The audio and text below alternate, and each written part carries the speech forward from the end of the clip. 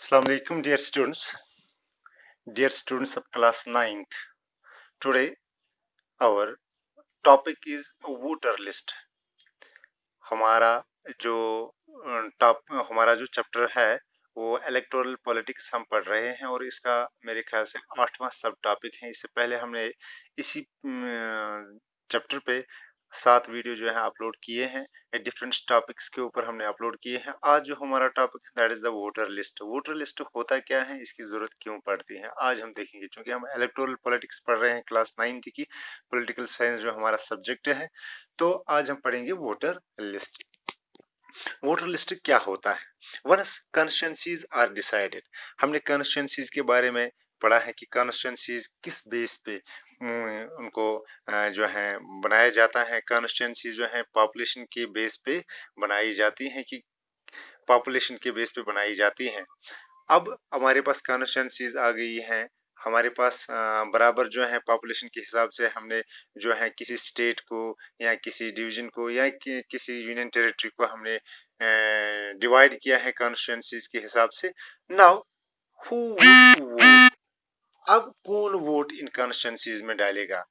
हमें मालूम है वहां पे कैंडिडेट्स होते हैं, डिफरेंट पार्टीज के कैंडिडेट्स हमारे सामने होते हैं। अब वोट डालने का हक किसको है? इलेक्टोरल रोल, या हम उसको कहते हैं वोटर्स लिस्ट। इलेक्टोरल रोल को ही हम कहते हैं voters list. List of persons who are eligible for vote, वो लिस्ट या वो रोल हम कहेंगे, उसमें उन पर्संस के नाम होते हैं जो एलिजिबल होते हैं वोट के लिए। जो किसके लिए एलिजिबल होते हैं? वोट के लिए। यहाँ पे मैं आपको बताऊंगा कि कौन लोग होते हैं एलिजिबल वोट के लिए।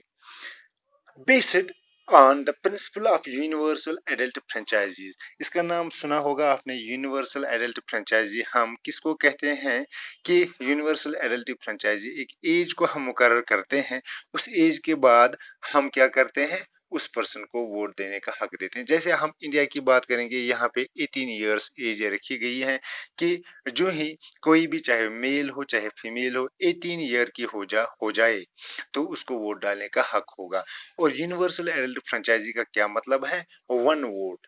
18 साल के जब आप हो जाओगे उसके बाद आपको वोट डालने का हक होगा। आप सिर्फ एक ही वोट डाल सकते हो, एक इलेक्शन में एक वोट डाल सकते हो। And all votes have same values. One vote one value, यानी हर एक वोट का एक ही वैल्यू है। कोई एजुकेटेड हो, कोई इलिटरेट हो, कोई रिच हो, कोई पुअर हो, सब वोट्स का एक ही वैल्यू होता है और इससे हम कहते हैं universal adult franchise. That means कोई भी पर्सन जब 18 ईयर का हो जाए तो उसे वोट डालने का हक होता है। सो 18 ईयर्स के एज के जो लोग होंगे वो एलिजिबल है इस वोटिंग के लिए। Some criminals and persons with unsound mind can be denied the right to vote. कुछ ऐसे क्रिमिनल्स होते हैं जो बहुत बड़े क्रिमिनल्स होते हैं या अनसाउंड माइंड जिनके पास होता है, जो जिनका माइंड काम ना करे, तो इनको हम क्या करते हैं, इनको हम वोटिंग का हक नहीं देते हैं। कि उनको कुछ मालूम नहीं होता है कि हमें किसको वोट डालना होता है। जो अनसाउंडेड माइंड्स होते हैं इनको भी वोट डालने का हक नहीं होता है। उसके बाद यहाँ पे हम आते हैं कि अब जो 18, हमने ये भी पढ़ा है कि जो जिसकी उम्र जो है 18 साल की होगी उसको वोट डालने का हक होगा। और वो अब देखेंगे हम इलेक्शन फोटो आइडेंटिटी कार्ड क्या होता है। क्योंकि जब आप 18 साल के होते हो तो आपको एक फॉर्म भरना पड़ता है, तो आपको वहां से एक इलेक्शन कार्ड आता है, यानी अब आप एलिजिबल हो गए हैं वोट डालने के लिए। तो इलेक्शन कार्ड लेकर आप वहां पे जाओगे, वहां पे उनको आप कोई भी आइडेंटिटी दिखाओगे तो वहां पे आपको वोट डालने दिया जाएगा।